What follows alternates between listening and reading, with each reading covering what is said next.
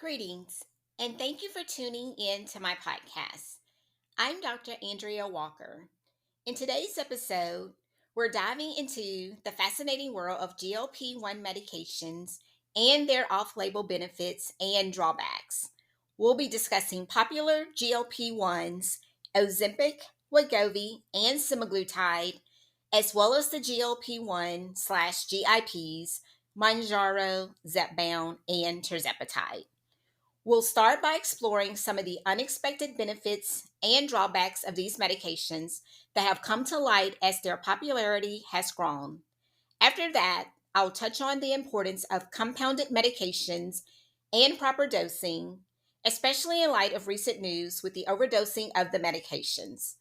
Finally, we'll wrap up by discussing the crucial roles of metabolism and muscle function in achieving optimal weight loss results on your journey. So let's get started. The first off label benefit while taking one of the GLP 1s is better management of polycystic ovary syndrome, also known as PCOS. GLP-1 medications can help improve insulin resistance and aid in better management for weight loss for women who have this condition. Women with PCOS typically have a difficult time losing weight, but GLP-1 medications tend to make it a little bit more attainable to achieve weight loss success. Then there is improved management of menopausal symptoms because if a person's blood sugar levels are stable, it can help with symptoms such as fatigue, hot flashes, and mood swings, which can all be symptoms experienced by women in menopause. I have had several patients tell me that their menopausal symptoms improved and or ceased altogether while taking the injections, but their symptoms did come back once they stopped the injections. Another off-label benefit is management of eating disorders. Beyond weight loss, GLP-1 medications can help individuals struggling with overeating or binge eating disorders. And while that is not quite the same thing, you may have heard the term food noise. Well, what exactly is food noise? Food noise is a term often used to describe the constant thoughts, cravings, and preoccupation with food that many individuals experience. It encompasses the mental chatter and distractions related to food, eating, and dieting. This can include cravings and urges, persistent thoughts about wanting to eat certain foods, often high calorie or sugary items. Also, preoccupation with eating, constantly thinking about what to eat next, meal planning, or worrying about food choices. Then there's guilt and anxiety. Feelings of guilt or anxiety associated with eating certain foods, overeating, or not following a diet plan. And obsessive thoughts.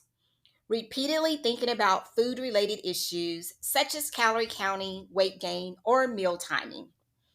GLP-1 medications may help reduce food noise by altering appetite regulation and food preferences. Here's how.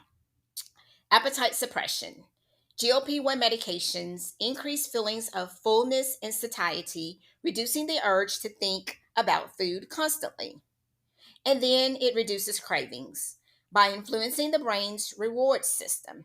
These medications can decrease cravings for high calorie and high sugar foods. And then, of course, it improves your glycemic control. Better blood sugar regulation can stabilize hunger and reduce erratic eating patterns. And then, of course, there's weight loss. As individuals lose weight and experience improvement in metabolic health, the preoccupation with food and dieting may decrease. By addressing the physiological and psychological aspects of eating, GLP-1 medications can help diminish the constant food noise, making it easier for individuals to focus on other aspects of their lives and maintain healthier eating habits. Now, moving on to the next off-label benefit is improvement in depression and anxiety. There is emerging evidence that GLP-1 medications may have positive effects on mood and could potentially be used to treat depression and anxiety. Now, What's ironic about this is that a possible side effect of the GLP-1 medication is depression or thoughts of suicide. So, of course, more research needs to be done, but for now, apparently there are individuals out there who have had improvement in their depression and anxiety. And then there's renal or kidney protection benefits. These medications provide kidney protection by improving glycemic control and reducing blood pressure, which can benefit individuals with chronic kidney disease. Right now in my clinic, I do require labs if you have a history of kidney disease or past kidney problems, because I probably would not allow a patient to be on a GLP-1 with abnormal kidney functions without baseline labs and a clearance from their nephrologist, but I'm also not a kidney or renal specialist. However, the FLOW trial, which was the first kidney outcome trial to use a GLP-1 RA receptor agonist, found that semaglutide can significantly reduce the risk of major kidney disease in events in patients with chronic kidney disease and type 2 diabetes. Some evidence also suggests that semaglutide's kidney benefits may also extend to people without diabetes. With that being said, if I did have a patient to come into my clinic with chronic kidney disease who wanted to be on a GLP-1, I would just refer the patient back to his or her nephrologist for further management and evaluation. But that is good information to know for those who have chronic kidney disease. And then there's help with addictions. Addictions such as smoking, drinking alcohol, shopping, and even nail biting. There is no definitive evidence that GLP-1 drugs can help treat addictions, but there have been increasing reports that they have helped people curb addictive behaviors such as these just mentioned. And then there's promising new data that supports GLP-1 for the prevention of dementia. In the phase 2b ELAD clinical trial, adults with early stage Alzheimer's disease taking the GLP receptor agonist liraglutide exhibited slower decline in memory and thinking and experienced less brain atrophy over 12 months when compared with the placebo group. The study went on to say that while further research is needed, there's definitely something there that shows promising support for the prevention or at least treatment for dementia. And then there's improvement in non-alcoholic fatty liver disease. With this, what can happen is that you can have improvement in liver enzyme levels. Right now, there's really no treatment specific for non-alcoholic fatty liver disease, but obesity is a risk factor, so a person is advised to lose weight. So this is great to hear that the GLP-1 injections can serve dual purposes, which is to help a person lose weight and improve the non-alcoholic fatty liver disease. And the last off-label benefit that I will discuss is aversions to certain foods. GLP-1 medications can influence food preferences and eating behaviors, leading to an aversion to certain foods. These effects are likely due to their impact on the brain's reward system, appetite regulation, and gastrointestinal hormones. Here are some ways GLP-1 medications may cause changes in food preferences. Reduced cravings for high-calorie foods. Users often report a decreased desire for high-calorie, high-fat, and high-sugar foods. This can result in healthier eating patterns and better weight management. I know sometimes my patients will tell me they just don't like certain foods they used to love. And then, of course, increased satiety. GLP-1 medications slow gastric emptying and enhance feeling of fullness, which can lead to a reduced overall food intake and possibly an aversion to large meals or certain types of foods. This is why many people obviously can't eat very much and just kind of nibble at their food, even though they would really like to be able to eat more. And then some people experience changes in taste perception, which might make certain foods less appealing. This can include a reduced preference for sweet or fatty foods. I get this a lot. People will say such and such just doesn't taste the same anymore. And then, lastly, nausea and gastrointestinal effects. Common side effects of GLP-1 medications include nausea and GI discomfort. These side effects can create an aversion to eating in general or to specific foods that might exacerbate these symptoms. So, of course, sometimes people would just prefer not to eat at all to avoid those side effects for the moment. These changes in food preferences can be beneficial for individuals trying to lose weight or improve their diet quality. But of course, I do want you to eat, so I don't want you going all day without eating. However, if the aversions are strong or lead to nutritional imbalances, it's important to discuss them with your healthcare provider to ensure a balanced and healthy diet. You have to eat. Now, for the off label drawbacks of the medications, thankfully, I only have two to mention. This would be the things that no one really talks about, but a good amount of people have experienced while taking the injections. They both concern women of childbearing age. The first is abnormal cycles. I have had women in my clinic, as well as outside of my clinic, share with me that their cycles were always regular until they started the shots. It's not overly surprising because, for one, anytime a person loses weight, this can affect their menstrual cycle. Losing weight rapidly or being on a restrictive diet can both stress the body and affect a woman's menstrual cycle.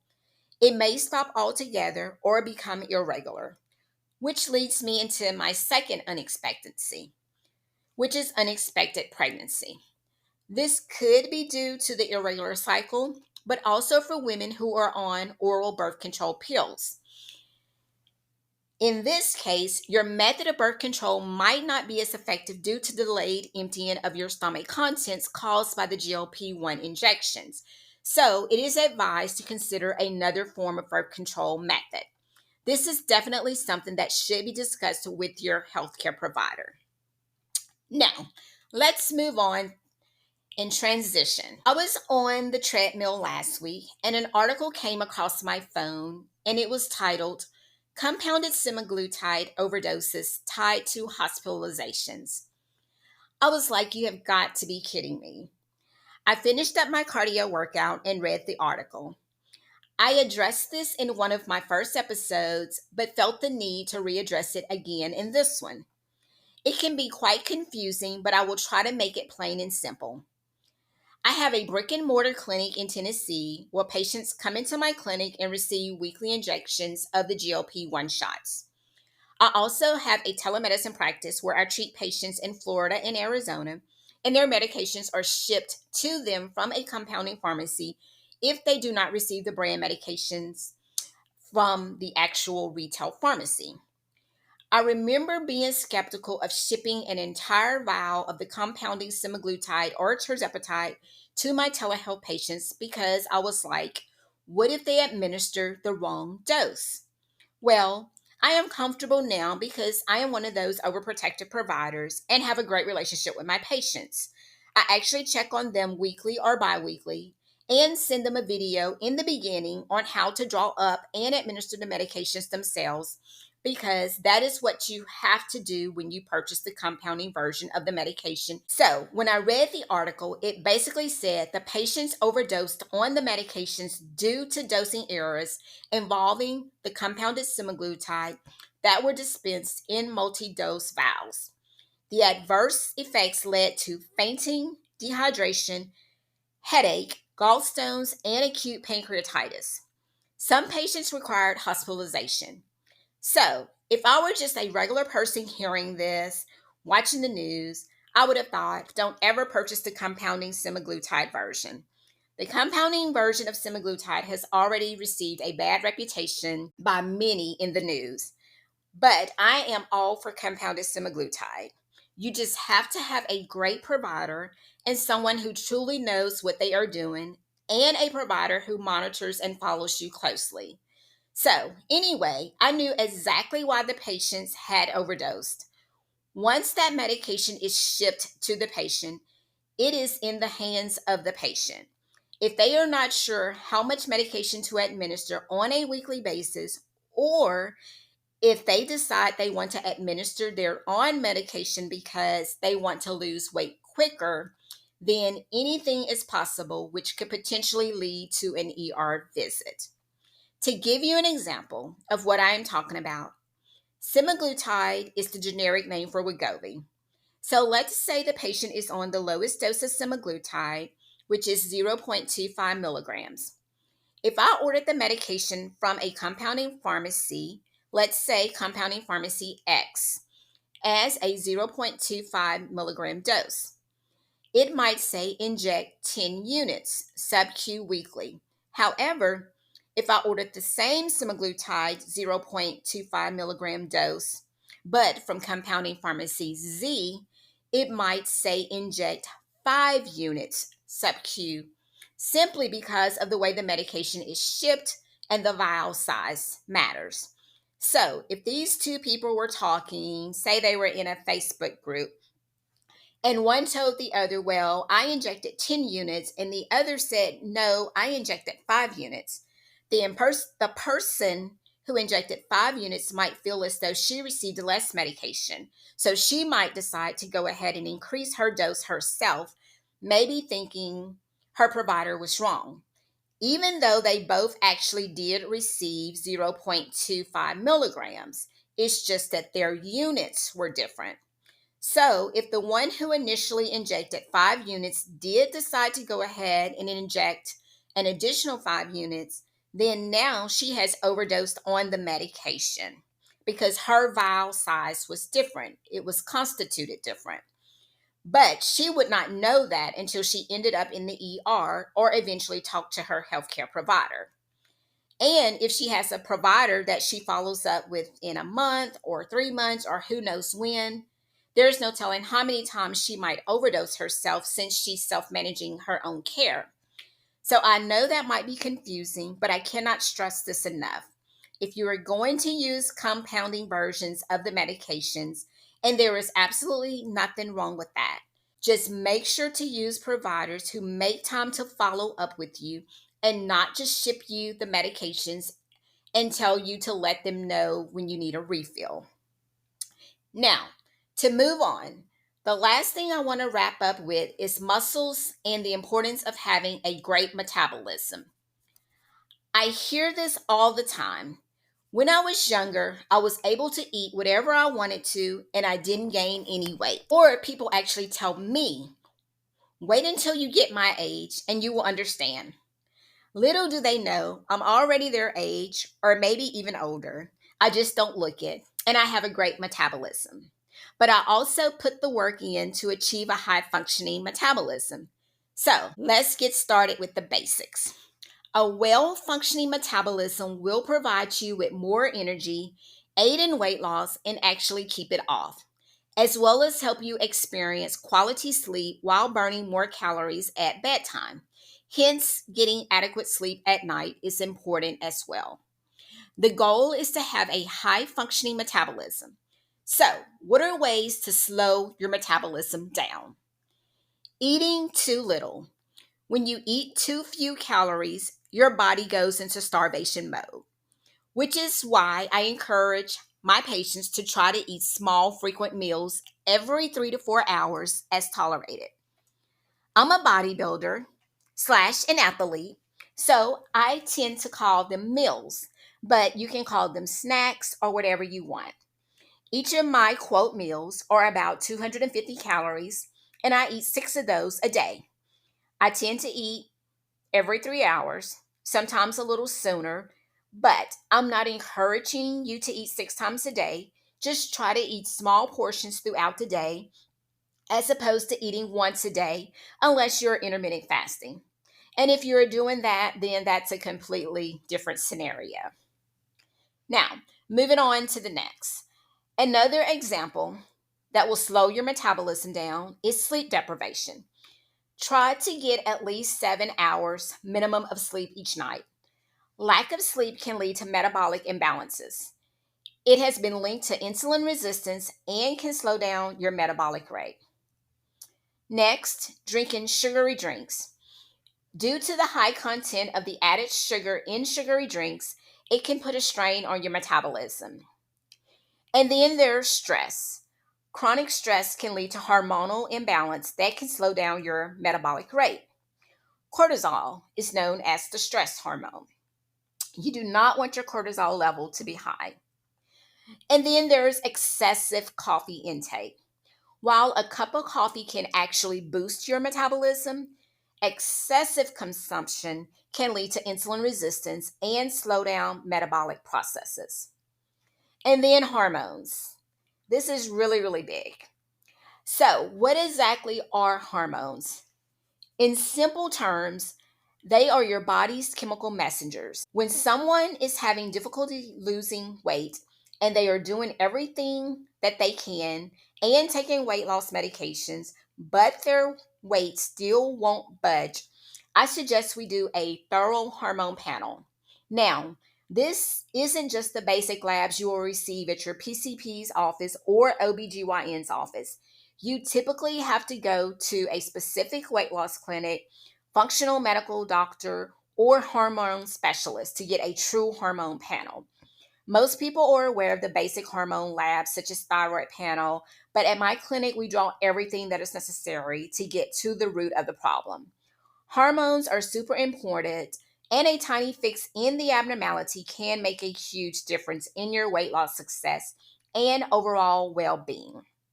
Now, the next is alcohol. Excessive alcohol intake can slow down the metabolic rate. It diverts the liver's focus from burning fat to processing alcohol, leading to potential weight gain. And then there's high fructose corn syrup. This is found in a lot of processed foods and fruit juices. High fructose corn syrup has been linked to obesity and can lead to a slowdown in metabolic rate and result in an increased storage of fat. And then extreme diets. How you lose the weight does matter. Last week, I talked about a few diets and gave the pros and cons of how they aligned with the GLP1 medications. The big thing here is if you do not eat enough, your metabolism will slow down. I was just talking to a patient this week in my office, and I told her that I want her to be able to eat while on the injections. Some people are bothered that they can still eat and lose weight while on the injections. They want to be like their friends and barely eat. I realize this will happen with some patients, but I also know that those patients will have the hardest time coming off the injections if they ever plan on coming off because their bodies will be used to not eating very much at all.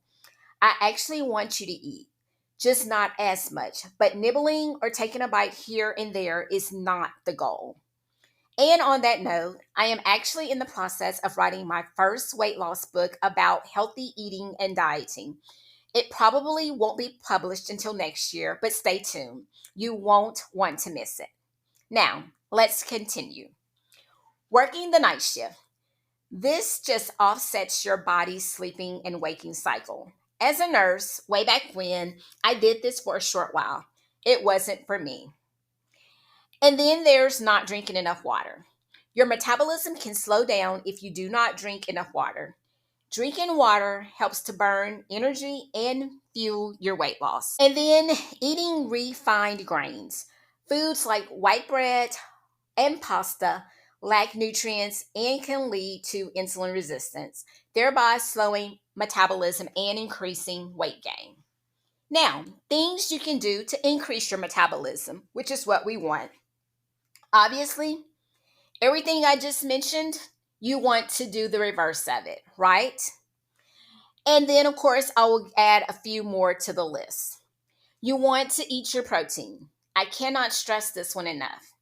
Lean meats such as chicken, turkey, or fish, those are all great choices. But no matter what you choose as your protein source, just know that protein will increase your metabolism. And then there are other foods that will help to increase your metabolism as well as help to burn fat. Things like nuts, berries, eggs, ginger, legumes, lentils, eating those small frequent snacks, And then spicy foods, if you can tolerate them. I know being on the GLP1s, sometimes spicy foods might not be the best thing, but if you can tolerate spicy foods, then those will help to increase your metabolism as well. And then drinking certain teas. Green teas is one of them. It will increase your metabolism. And then exercise. Honestly, I don't really care what type of exercise you get in. I just want you to exercise. But there are some specific types of exercises. If you can do HIIT is wonderful. HIIT stands for high intensity interval training. If that's your thing, then go for it. This results in an impressive increase in your metabolism for hours after your exercise has been completed. And then strength training. This one I definitely want you to do. Strength training will build muscle. Lean muscle mass burns more calories at rest than fat does, which increases your metabolism. Adequate muscle mass is essential for physical strength, mobility, and overall functional capacity. Muscle mass contributes to a higher BMR, aiding in long-term weight management and reducing the risk of weight regain. While GLP-1 medications are effective for weight loss, it is crucial to ensure that the weight loss is primarily from fat rather than muscle. Unfortunately, you can lose muscle and a lot of it while on the GLP-1 medications if you do not have a strategic plan in place to preserve and or build muscle mass, which is why you will want to incorporate the ways to increase your metabolism and build muscle mass like I just discussed, as well as discontinue doing the things that will slow your metabolism down. Combining GLP-1 medications with lifestyle interventions such as tailored exercise programs and nutritional plans can maximize benefits. Emphasizing strength training, adequate protein intake, and overall healthy eating patterns is key. Long-term success, which is what we want with GLP-1 medications, requires a focus on sustainable practices that support both metabolism and muscle health. This includes ongoing lifestyle modifications and potentially adjunctive therapies to address any emerging issues. In conclusion, metabolism and muscle mass are critical factors in the effective use of GLP-1 medications. By understanding and addressing the interplay between these elements, healthcare providers can optimize treatment strategies, ensuring that patients not only achieve weight loss but also maintain metabolic health and muscle integrity. This comprehensive approach fosters long-term health and well-being in individuals taking GLP-1 medications. Thank you for tuning in to today's podcast. For more information or if interested in online training or meal plans, check out my website at telehealthdnp.com, or you can find me on Facebook or Instagram through either of my business sites, Dr. Andrea's Medical and Weight Loss Clinic or Telehealth DNP. Have an amazing week. Get some workouts in. I'm Dr. Andrea Walker, family nurse practitioner and owner of Dr. Andrea's Medical and Weight Loss Clinic, as well as Telehealth DNP LLC. Take care.